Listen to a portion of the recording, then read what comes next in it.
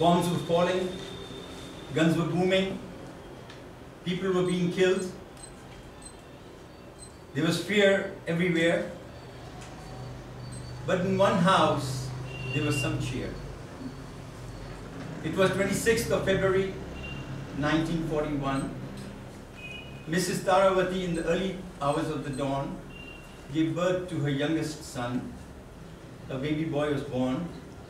The father and the family were happy. And if you guessed it right, yes, it was me that born. Madam Toastmaster, fellow members and guests, in order to save our lives, my father asked my mother to take us kids to safety. He had to take care of the house and business. After a long and painful journey covering thousands of kilometers, she finally got us to her mother's house in Gujranwala, which is now in Pakistan. We had become refugees. Our father came and joined us 4 years later. He bought a house. We moved in. We thank God we were happy and united again. But what do you know? Civil war broke out. Hindus and Muslims were killing each other. We were on the wrong side. We had to run with our lives towards India. We finally ended up in Dehradun. Our father got us admitted in St. Joseph's Academy. He left us in the care of a mother. He went back to Burma to support us from his business. After 10 years, we went back and joined him. We used to live in a small town called Madhya. In order to continue my education, I was sent to Rangoon, the capital city of Burma. There, after doing the 10th class, I started teaching in the same school, IES Khalsa High School, and I joined Tagore College. As luck would have it, in 1962, the junta grabbed power. They nationalized everything. We lost both the businesses that we had. We had nothing left. We were forced to leave the country, leave Burma for good. But this time, the third time when we became refugees, our family got broken. My oldest brother, Mr. Pavan Kumar, and the second oldest brother, Mr. Raj Kumar, with their wives, they settled down in Thailand, Bangkok, with my parents. My elder sister, Mrs.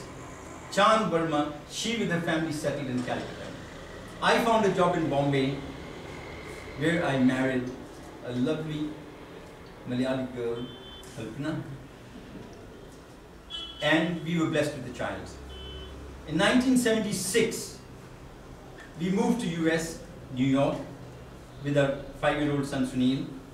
God blessed us with 2 more sons, Anil and Rajiv there. Now you see, we became refugees 3 times, but I never ever heard my parents complain, "Oh God, why we?" I remember very clearly in Madhya, where I was born, one day there was a big crowd in front of the store. I asked my mom and she said the owner had died and all these people were demanding money from the widow. I asked, did Dad also has to collect any money? She said, yes, but your dad will not go at this time to collect the money. Felt good. I was proud of my dad. At the time, I saw one evening the sun was setting. My mother was sitting on a pile of stones. She was breaking rocks. Why? She was helping build a Buddhist pagoda. She was a staunch Sikh. She came home with blisters on her delicate hands. But she never complained.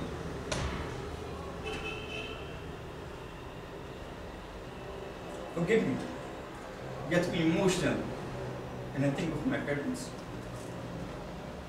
Anyway, anytime I had vacation in Rangoon, I used to come down to Madhya, help my father in the business. He would advise me. He would say, Vinod, Anytime you get a job, be honest, work hard, make sure that you learn to do the business well. Later in New York, I was hired for the largest jewelry company in the world. I found a very nice vice president, Mr. Eddie Magnola. I learned a lot under him. I became the gemstones manager of the company, and unfortunately he died of heart attack. He was replaced by one Mr. Goldchild. Mr. Goldchild and I did not get along. I suffered 3 years under him. Then I remembered my father's words. Vinod, if you can run the business for him, you can run it for yourself. I quit the job. I started my own business under the name Albin Diamond and Gems Company. Albin, A-L from Alpna, B-I-N from Vinod. I was 44 years old. I ran the company for 23 years successfully. Conditions change like they always do. I was 67. I still had the living desire to serve my country.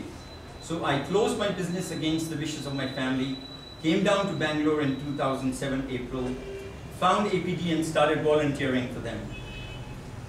I am trying to help the poor and disabled people gain human dignity, learn to serve themselves.